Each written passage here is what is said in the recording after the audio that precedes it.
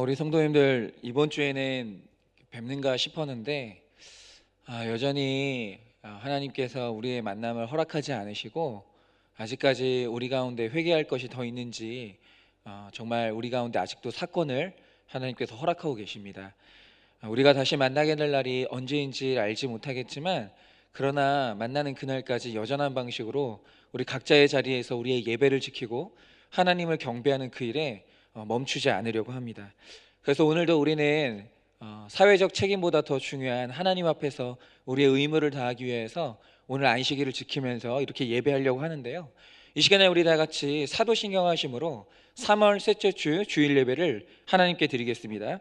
전능하사 천지를 만드신 하나님 아버지를 내가 믿사오며 그 외아들 우리 주 예수 그리스도를 믿사오니 이는 성령으로 잉태하사 동정녀 마리아에게 나시고 본디오 빌라도에게 고난을 받으사 십자가에 못 박혀 죽으시고 장사한 지 사흘 만에 죽은 자 가운데서 다시 살아나시며 하늘에 오르사 전능하신 하나님 우편에 앉아 계시다가 저리로서 산자와 죽은 자를 심판하러 오시리라.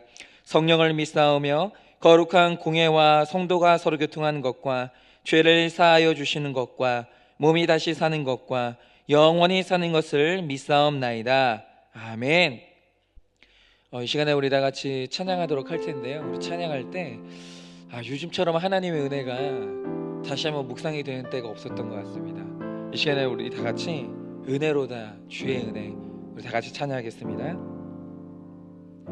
은혜로다 주의 은혜, 날 살리신 주님의 그 은혜라. 은혜로다 주의 은혜, 날 살리신 주님의 은혜. 큰 죄에서 날 구했네,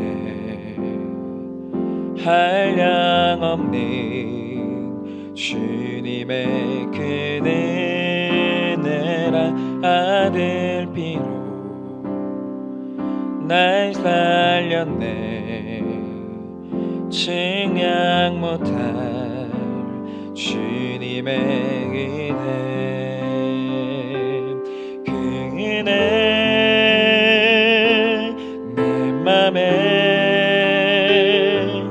영원히 나를 붙들고 가네. 그 은혜 평생에 영원히 나를 일으키시네.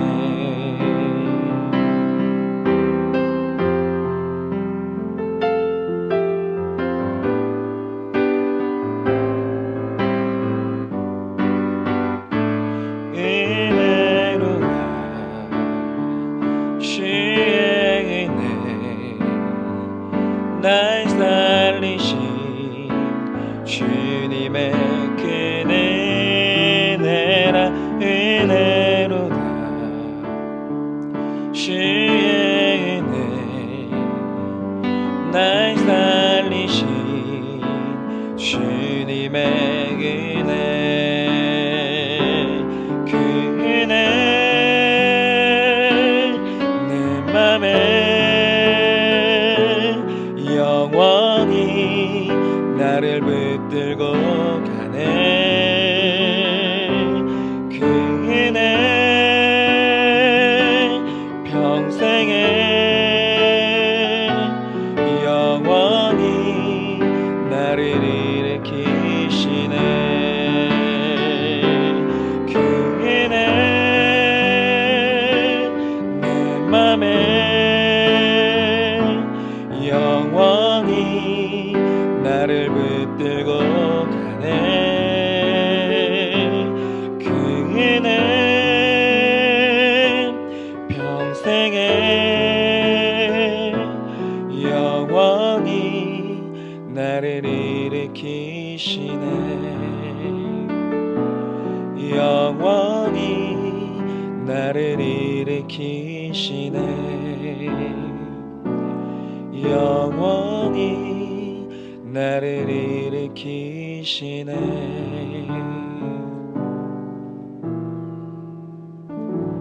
아멘. 이 시간에 우리 다 같이 말씀 보도록 하겠습니다. 함께 보실 말씀은 창세기 1장 9절에서 19절까지 말씀입니다. 이 시간 우리 다 같이 말씀 보도록 하겠는데요. 함께 보실 말씀은 창세기 1장 9절에서 19절까지 말씀입니다. 창세기 1장 9절에서 19절까지 말씀인데요. 이 시간에 우리 말씀 봉독할 때 제가 읽어 내려갈 때 우리 함께 참여하는 마음으로 홀수절은 여러분들도 따라서 읽어주시면 좋겠습니다. 창세기 1장 9절에서 19절까지 말씀 봉독하겠습니다. 하나님이 이르시되 천하의 물이 한 곳으로 모이고 묻이 드러나라 하시니 그대로 되니라. 하나님이 묻을 땅이라 부르시고 모인 물을 바다라 부르시니 하나님이 보시기에 좋았더라. 하나님이 이르시되 땅은 풀과 씨 맺는 채소와 각기 종류대로 씨 가진 열매 맺는 나무를 내라 하시니 그대로 되어 땅이 풀과 각기 종류대로 씨 맺는 채소와 각기 종류대로 씨 가진 열매 맺는 나무를 내니 하나님이 보시기에 좋았더라. 저녁이 되고 아침이 되니 이는 셋째 날이라. 하나님이 이르시되 하늘의 궁창에 광명체들이 있어 낮과 밤을 나누게 하고 그것들로 징조와 계절과 날과 해를 이루게 하라. 또 광명체들이 하늘의 궁창에 있어 땅을 비추라 하시니 그대로 되니라. 하나님이 두 큰 광명체를 만드사 큰 광명체로 낮을 주관하게 하시고 작은 광명체로 밤을 주관하게 하시며 또 별들을 만드시고 하나님이 그것들을 하늘의 궁창에 두어 땅을 비추게 하시며 낮과 밤을 주관하게 하시고 빛과 어둠을 나누게 하시니 하나님이 보시기에 좋았더라. 저녁이 되고 아침이 되니 이는 넷째 날이니라. 아멘. 네, 이 시간에 우리 다 같이 창세기 1장 9절에서 19절 말씀으로 섬기는 삶이라는 제목으로 함께 말씀을 나누도록 하겠습니다. 저명한 사이코패스 연구자로 알려진 로버트 D. 헤어 박사는 그의 저서죠 진단명 사이코패스에서 사이코패스를 반사회적 성격 장애로 규정을 합니다. 그러니까 우리가 흔히 알고 있는 이단 사이비라고 할 때 이단 사이비의 특징이 뭐냐면 교리가 굉장히 반사회적이거든요. 그런데 이 반사회적인 교리가 교주로부터 나오기 때문에 결국에는 이 이단 사이비 교주들은 거의 다가 어쩌면 사이코패스가 아닐까. 왜냐하면 이 사이코패스가 사람을 속이는 일을 아무렇지도 않게 하거든요. 이렇게 이 사이코패스의 특징은 이 반사회적 성격 장애인데요. 이 사이코패스들의 특징은 다른 사람의 감정이나 아픔을 공감하고 지각하는 능력이 현저히 떨어지거나 아예 공감 능력이 없어요. 그래서 이들은 타인을 괴롭히는 걸 일종의 재미로 느낍니다. 왜냐하면 타인의 고통이 이해되지도 않고 느껴지지도 않기 때문이죠. 그런데 이 중요한 것은 이 사이코패스가 반드시 범죄자들에게만 국한되는 게 아니라는 거예요. 우리가 직장과 같은 일상에서 얼마든지 이런 사이코패스들과 마주칠 수 있고 함께 일할 수가 있다라는 거예요. 그러니까 산업심리학자인 고드워 브리츠는 영국 최고 경영자들의 인격적 특성을 이제 분석한 결과 대부분 그들이 사이코패스의 특성과 일치했고 또 임원으로 승진한 사람들 가운데서 3.5%가 이 사이코패스로 드러났다는 그런 연구 결과를 발표했어요. 그래서 정말 뭔가를 성취하는 사람들을 보면 사람을 내 목표를 이루기 위한 이 수단이나 부품으로 여기면서 아주 가혹하게 사람을 혹사시키거나 이용 가치가 없으면 가차없이 사람을 버리기도 하는 소위 피도 눈물도 없는 사람들이 바로 그들이라는 거죠. 그런데 이런 것이 바로 이 사이코패스적인 성향 때문에 그런 것들이 나타난다는 거죠. 그런데 단지 이런 사람만 사이코패스겠습니까? 그러니까 사이코패스가 나와 다른 인간, 내 안에는 사이코패스적인 성향이 없다라고 생각할 수 있냐라는 거죠. 여러분, 영적으로도 성경을 문자적으로만 알고 말씀에 상응하는 은혜와 감동이 없으면 얼마든지 말씀으로 사람을 괴롭힐 수 있고 죽일 수 있다라는 거예요. 여러분, 정신적으로 육적으로 이렇게 감당하기 힘든 사이코패스와 같은 사람들이 내 배우자로, 자녀로, 또 목장 식구로 자리매김하고 있다면 여러분, 도대체 이 괴로운 사람들, 이 힘든 사람들을 어떻게 섬길 수 있겠냐라는 거죠. 하지만 하나님께서는 불가능이 없으시기 때문에 이런 힘든 사람들마저도 섬길 수 있도록 하나님께서 우리 안에 능력을 주시는 거예요. 여러분, 이제 우리가 하나님을 믿는 가운데 이 성화와 영화를 거쳐서 우리가 내 인생의 종말을 맛보면 이제 우리가 섬기는 삶으로 이 사명이 바뀌는 거예요. 그러면 우리가 어떻게 하면 이런 힘든 사람들까지 섬기는 이런 삶으로 변화될 수 있냐라는 거죠. 첫째로 기본적인 마음의 밭이 준비돼야 합니다. 9절입니다. 하나님이 이르시되 천하의 물이 한 곳으로 모이고 묻이 드러나라 하시니 그대로 되니라. 여러분, 창세기 1장은 7날 동안에 하나님의 창조 사역을 기록한 기록이에요. 그런데 오늘 이 9절의 셋째 날이 되어서는 바다와 땅으로 모이라고 그렇게 말씀을 하십니다. 그러니까 바다와 땅을 모이고 드러나라고 하시니까 한쪽은 모인 쪽이 바다가 되고 또 한쪽은 모여서 마른 땅이 됐습니다. 그러니까 이런 거죠. 바다는 물이 모여서 풍성해집니다. 여기서 모인다는 단어는 함께 묶이고 튼튼하게 한다는 뜻이에요. 또 우리말에도 뭉치면 살고 흩어지면 죽는다는 이런 말이 있죠. 그런데 하나님의 창조 원리에 있어서도 이 모이는 것이 우리를 살게 하고 더 풍성하게 하는데 중요한 원리가 됩니다. 여러분들이 요즘에 이제 온라인 예배를 드리시니까 느끼지 않습니까? 아, 진짜 모여서 예배를 드리는 게 중요했구나. 모여서 말씀을 나누고 목장 모임을 하는 게 중요했구나라는 걸 느끼는 분들이 있을 거예요. 왜입니까? 모이지 못하니까 풍성함이 없는 거예요. 왜 굳이 우리가 이 예배당에 모여서 예배를 드리는가라는 것은 모일 때만 일어날 수 있는 풍성함이 있다라는 거예요. 그래서 우리가 신앙생활을 할 때에도 예배로, 목장으로, 공동체로 함께 묶여서 모이게 될 때 거기서 생명이 자라나기 시작하고 그래서 싹이 나고 잎이 나고 열매가 일어나게 되는 것입니다. 특별히 하나님은 또 묻을 향해서, 땅을 향해서 드러나라고 하세요. 그러니까 물에 덮여있기만 했을 생명력이 없을 땅이 드러나게 되니까 거기에서 식물이 자라고 사람이 거하는 환경이 됐어요. 여러분, 여기서 우리가 배울 수 있는 교훈이 뭐냐면 단순히 모이는 것만이 중요한 것이 아니라 모여서 드러나야 돼요. 모여서 우리 자신을 드러낼 때 생명력이 있는 인생이 될 수 있다는 거예요. 여러분, 그런데 목장에 모였어요. 예배로 모였어요. 근데 모였는데도 덮여있는 사람이 있어요. 나의 고난과 아픔과 괴로움을 끌어안고 덮은 채로 살아가는 사람들이 있다라는 거예요. 여러분, 그러면 절대로 안 됩니다.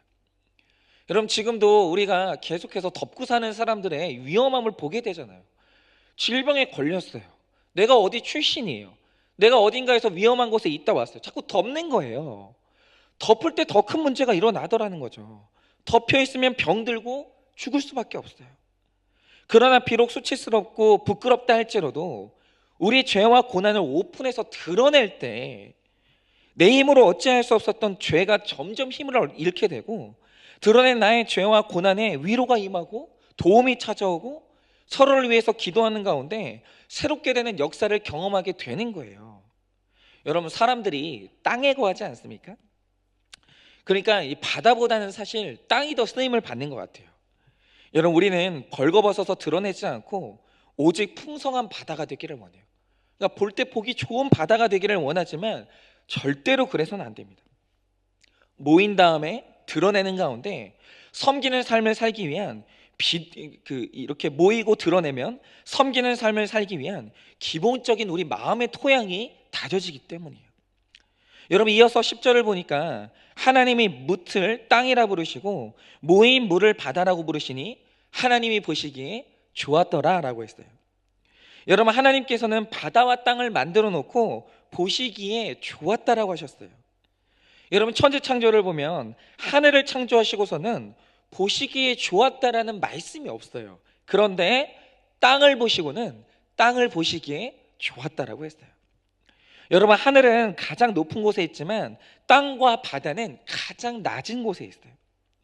여러분, 이들이 낮은 곳에 있기 때문에 땅과 바다에는 좋은 것들만 몰려드는 게 아니고요, 각종 유리병과 양철 조각, 플라스틱, 아프게 하고 찌르는 모든 온갖 오염물들이 다 낮은 곳으로 모여들어요.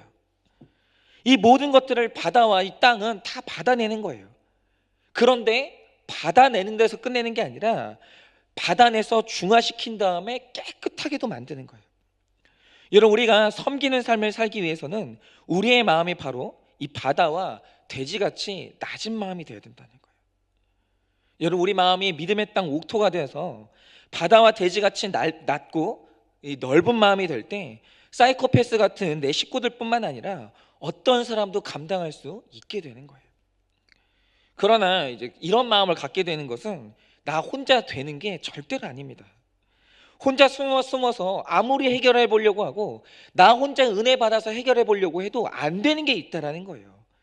여러분, 힘들어도 모이고 드러내는 과정을 통해서 우리 마음밭에 준비가 되는 것입니다.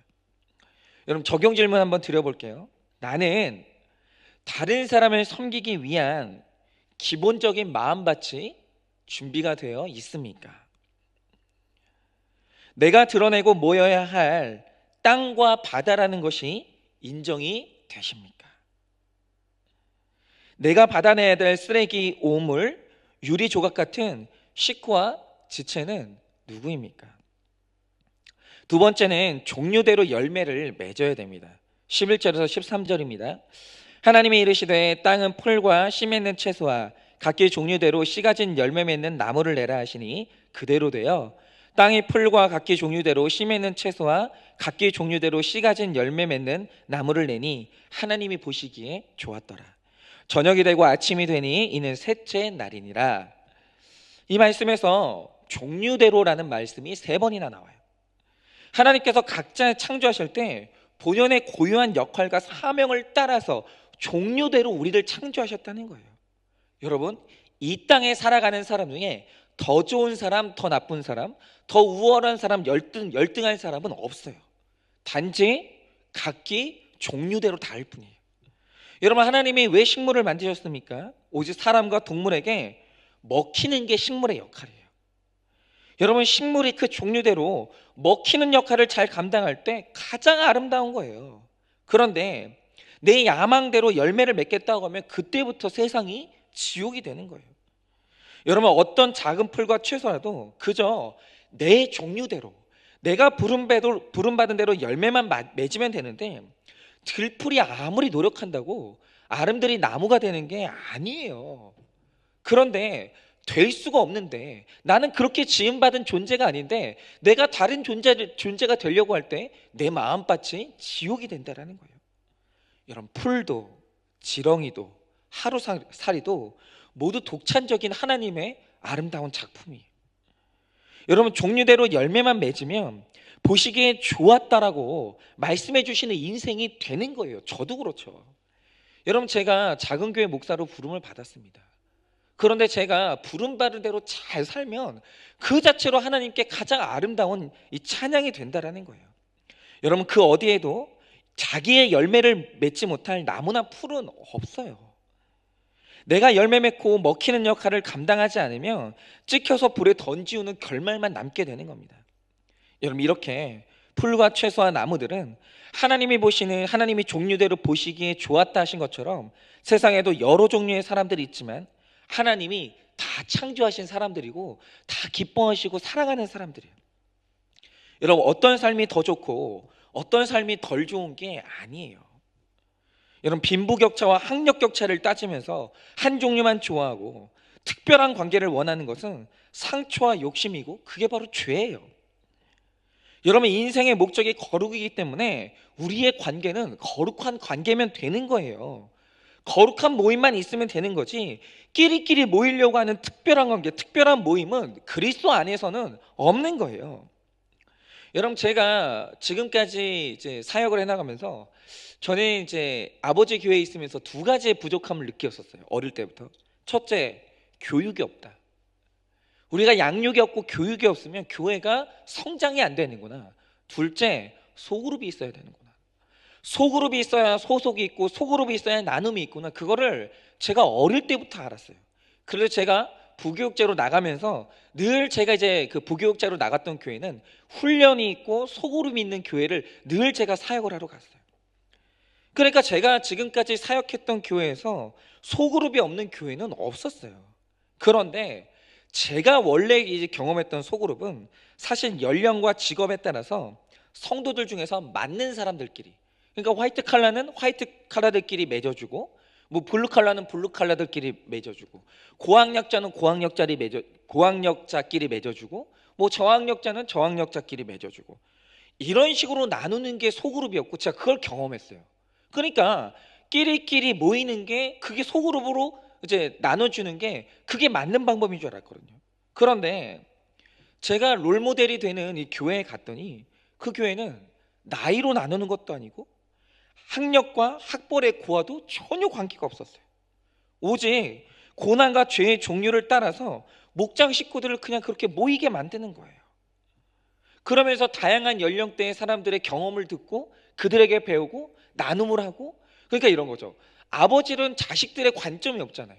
그러니까 젊은 사람들하고 이제 대화를 하면서 내 자녀들이 이런 생각을 하는구나 배우고, 또 나이 어린 사람들은 나이 많으신 부모님들과 함께 목장을 하면서 부모님들의 생각이 이렇구나, 이런 식으로 서로의 이제 한계를 뛰어넘어서 보고 듣고 배우는 거예요. 그리고 목장 이름도 자신의 고난과 죄의 전공 과목이 드러날 수 있도록 그렇게 합니다. 그렇게 종류별로 모이고 자신의 고난과 죄를 부끄러움 없이 다 드러내므로 열매 맺는 이 생명력 있는 사역을 감당하는 걸 제가 보게 된 거예요. 그래서 제가 소그룹에 대한 개념이 깨졌어요. 끼리끼리 모이는 게 답이 아니구나. 각자 모여서 자기 역할을 하고 자기 이야기를 할 때 종류대로 다 사명을 감당하는구나. 제가 그걸 깨닫게 된 거예요. 그래서 이제 목장 이름을 보면 어떤 종류들이 모였는지 확 알 수 있는데, 목장 이름이 너무 재밌는 게 많지만 몇 가지만 제가 소개를 해드리려고 해요. 한번 들어보세요. 말씀이 안 들리는 귀머거리 목장, 아내가 남편 때문에 너무 뿔난 목장, 경륜과 경막 경정으로 대박을 꿈꾸다가 물질 고난으로 깨어져서 교회에 오신 마사회 목장, 자녀 고난과 물질 고난이 전공 과목인 고혈압 목장, 아내를 목발 삼아서 절름절름 끌려오는 목발 목장, 알코올 중독과 도박 중독이 있음에도 BMW를 몰고 다니는 정신병원 목장. 이런 고난과 죄의 전공 과목 가운데서도 압도적으로 많은 전공 과목이 바람과 부도예요. 여러분, 이렇게 생명의 공동체는 세상에서 내가 어떤 종류의 사람인가 상관없이 오직 거룩을 목적으로 모이고 또 나 자신을 드러내므로 생명을 잉태하는 거예요. 여러분, 이렇게 어떤 사람은 상상도 못할 죄와 고난을 힘들지만 오픈해서 드러내고, 또 그것을 듣는 어떤 분들은 공감으로 또 위로를 받고, 지금 고난이 없어도 이 나눔을 들어서 이제 간접 경험을 하니까 이렇게 서로의 종류대로 섬기는 삶을 통해서 생명이 자라는 풍성한 물과 땅이 되는 거죠. 여러분, 한 목자님이 이런 큐티 나눔을 해주셨습니다. 이분은 딸이 질병으로 14년을 아프셨어요. 그리고 어머니 질병으로 7년째 간호하면서 창살 없는 감옥에 갇혀 있다고 자신의 삶을 표현하셨습니다. 이 딸은 재생 불량성 빈혈이었는데 고등학교 때부터 대학까지 늘 등교를 도와야 됐고, 코피가 흐르면 지혈이 안 되는 아주 무서운 질병인데 14년 동안 이 딸을 돕느라고 직장생활, 사회생활을 제대로 하지 못하는 그야말로 갇혀있는 삶을 살았다고 합니다. 그런데 말씀과 큐티로 딸의 질병이 선물인 것이 깨달아졌고, 그렇게 찾을 수 없었던 골수 이식제를 통해서 골수 이식을 통해서 이 따님이 드디어 완치가 됐어요. 그런데 이 딸의 고난이 끝나는가 싶더니 어머님이 루게릭병에 걸려서 그 다음엔 7년째 투병을 하고 계시는 거예요. 그러니까 이제 누워서 눈만 깜빡이시고 24시간을 간병을 해야 되는 상황이라고 합니다. 그런데 이제 가족들이 너무 지쳐있고 병이 길어지니까 받았던 은혜도 사라지고 죽을 것 같다는 거예요.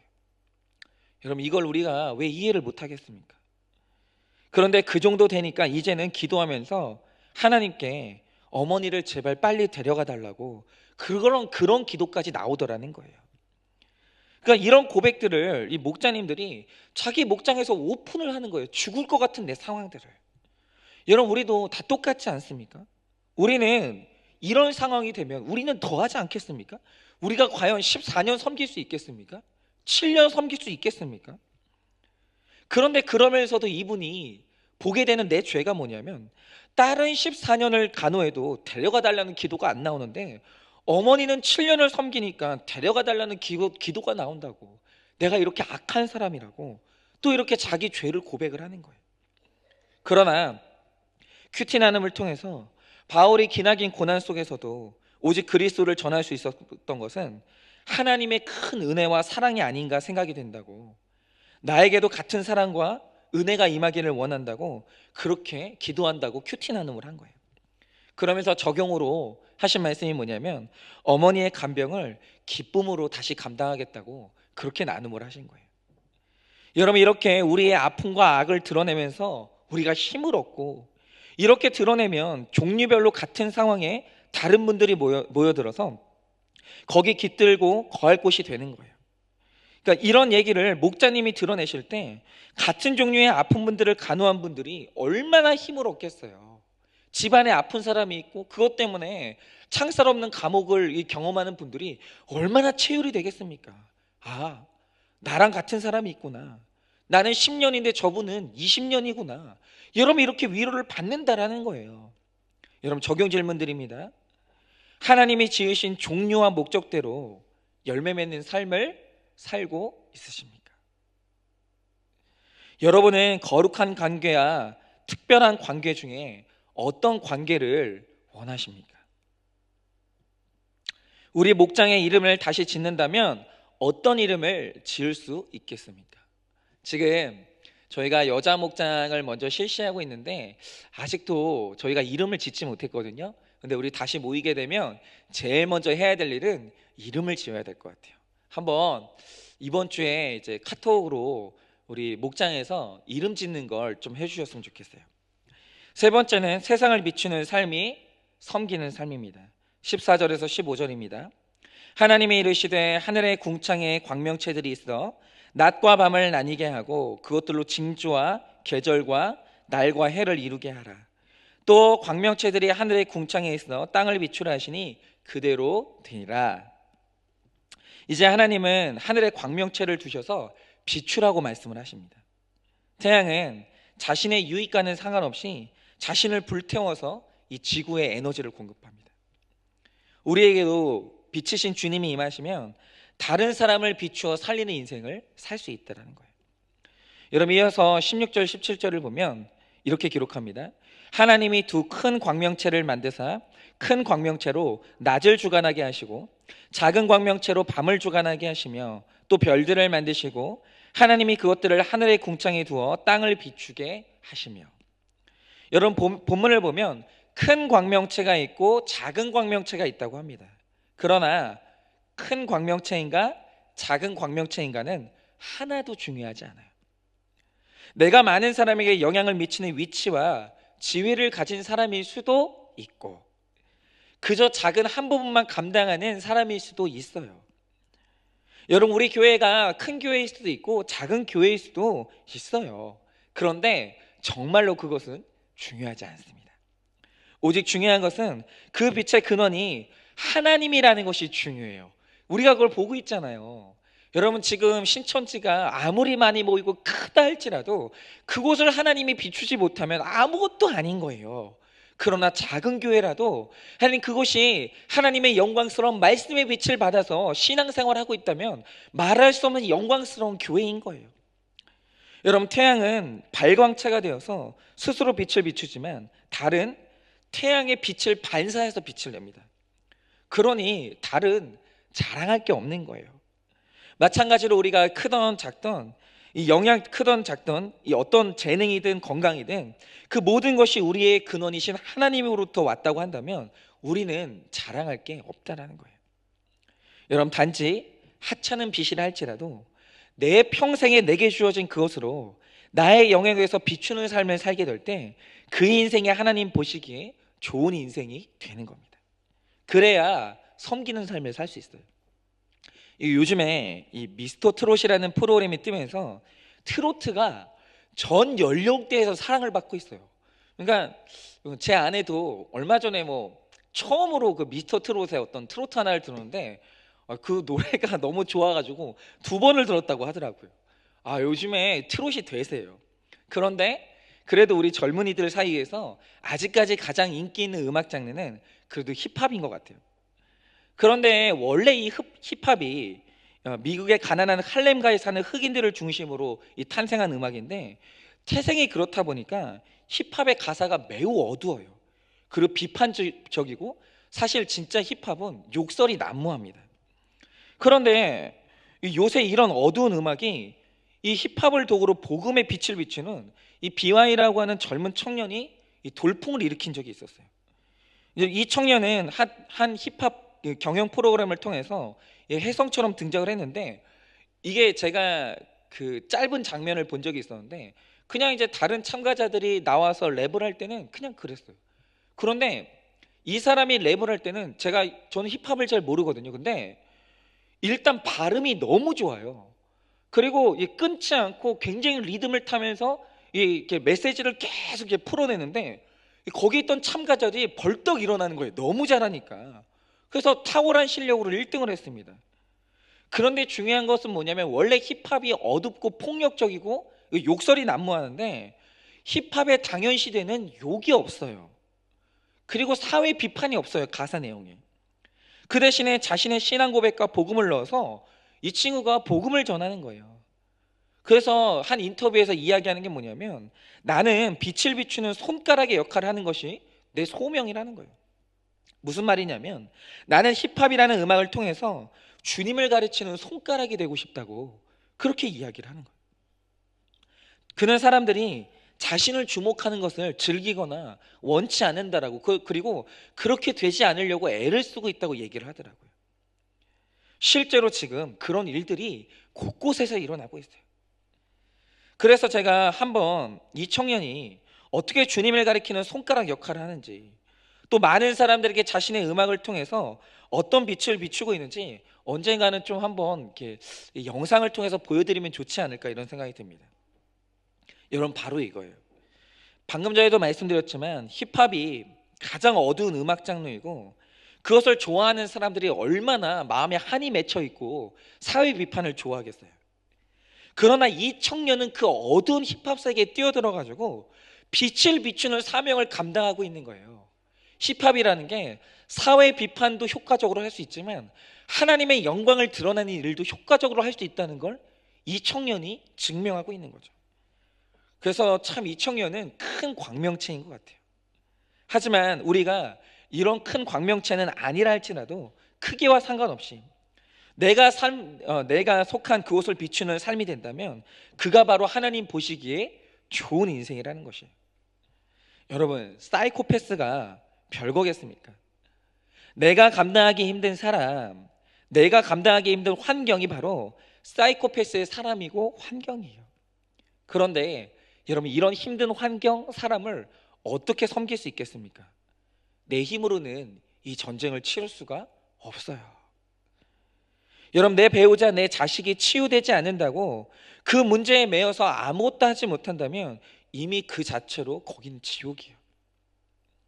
여러분, 주님은 우리가 해야 될 것이 현재의 상황 있는 그대로를 가지고 모여야 된다고 말씀하세요.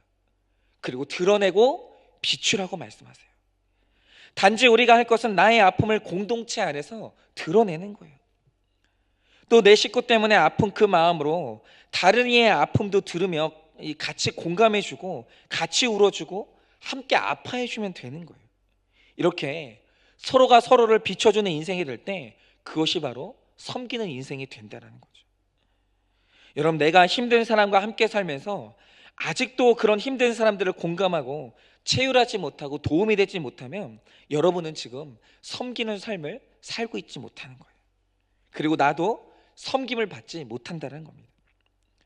하나님이 보시기에 좋은 인생은 모이는 인생이고 드러내는 인생이고 비추는 인생이며, 그것으로 다른 일을 섬기고 섬김을 받을 때 서로 세워주고 버티며 승리하게 될 것입니다. 여러분, 그렇게 섬기는 인생이 하나님이 보시기에 좋은 인생이기에 우리의 인생이 그런 인생이 되기를 예수 그리스도의 이름으로 간절하게 소망합니다. 이 시간에 우리 다 같이 한번 기도했으면 좋겠는데요. 여러분, 지금 우리는 전례 없이 국가적으로 힘든 시기를 보내고 있습니다. 너나 할 거 없이 누구나 다 힘들어요. 지금 어떤 지체에 연락을 받았는데 이 지체는 피아노 학원을 운영하고 있다고 해요. 그런데 원생들은 아무도 나오지 않는데 지금 매달 내야 되는 월세를 내야 되니까 지금 피아노 학원 운영으로는 도저히 감당할 수가 없어서 또 다른 아르바이트를 하고 있다라고 그렇게 얘기를 하더라고요. 너무 힘든 때입니다. 여러분, 이런 때에 우리가 우리의 자리에서 나눠야 돼요. 여러분, 빛을 비춰야 돼요. 우리가 몸으로 모일 수는 없지만 끊임없이 연락해서 마음을 모으고 우리가 함께 위로하고 세워야 합니다. 힘든 일이 있으면 언제든지 드러내면서 여러분 서로에게 연락하세요. 여러분, 그럴 때 우리가 섬기는 삶으로써 우리가 세상 가운데서 이 어두운 시간에 그리스도인들이 빛을 비춰낼 줄을 믿습니다. 이 시간 우리 다 같이 한번 기도할 때 하나님 앞에 드러내기를 원합니다. 하나님, 내 삶에 받아내기 힘든 배우자가 있고 자녀가 있고 받아내기 힘든 지체가 있습니다. 하나님, 나의 삶 가운데 너무나도 힘든 환경이 있습니다.